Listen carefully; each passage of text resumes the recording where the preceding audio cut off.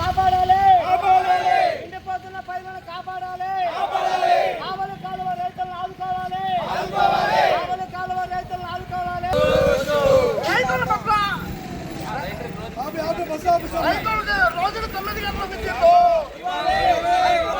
లేకపోతేనే పురుగు మందు తాగుతావు, పురుగు మందు తాగుతావు, ఆత్మహత్య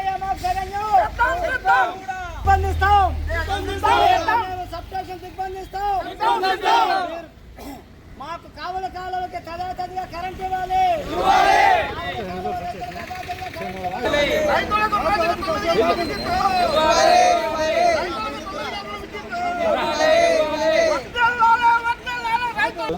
నా పేరు తోకల శ్రీనివాసులు, కావలి కాలువ రైతుని.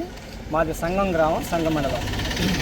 సార్ మాది సుమారు 30 సంవత్సరాల నుండి కావలి కాలువ కింద సాగు చేసుకున్న రైతులం మేము.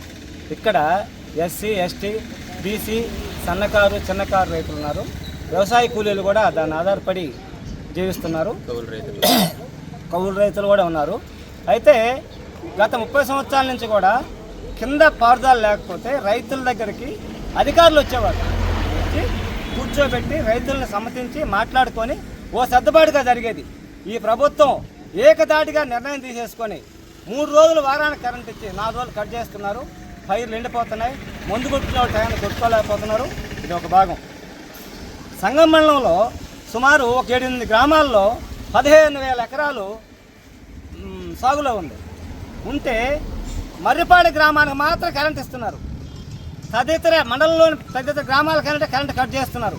అదేమంటే ఇది కలెక్టర్ నిర్ణయం, ప్రభుత్వ నిర్ణయం అంటున్నారు. మాకు ఏకపక్షంగా మాకు అన్యాయం చేస్తానని చెప్పి మేము గుర్తిస్తున్నాము. ఇదే కనుక కొనసాగితే మేము రేపు సబ్ స్టేషన్ దిగ్బంధిస్తాం. మాకు ఈరోజు నైట్ 12 గంటలకు కరెంట్ ఇస్తున్న కరెంట్ ఇవ్వకపోతే పైర్లు ఎండిపోతాయి. మీరు పైర్లకు చూడండి, పనికి రాకుండా చిగురు పట్టు దశ, ఆ గింజలు పండినా కానీ అవి పొట్ట తెలుపులు వస్తాయి, దళారులు కొనరు. ఆ భారం ప్రభుత్వమే భరించాల్సి వస్తుంది. అదే కాకుండా బ్రిడ్జి, మరిపాటి దగ్గర బ్రిడ్జి శిథిల వ్యవస్థకి వస్తే దానికి 12 రోజులు 18 రోజుల పాటు నీళ్లు పంపించలేకపోయిన కారణంగా దాన్ని తీసుకొచ్చి మా మీద రుద్ది మమ్మల్ని కత్తిరిస్తున్నారు వీళ్ళు. ఇది అన్యాయం. దీన్ని మేము ఒప్పుకోం. మా పొలాలు ఇచ్చి మా మీద నీళ్లు పోతూ మేము పైరన్న పెట్టుకోవడం ఏంది, 60 కిలోమీటర్ల అవతరాలు పండించుకోవడం ఏంది? ఇది అన్యాయం. దీన్ని మేము ఖండిస్తున్నాం. మేము ఒప్పుకోం.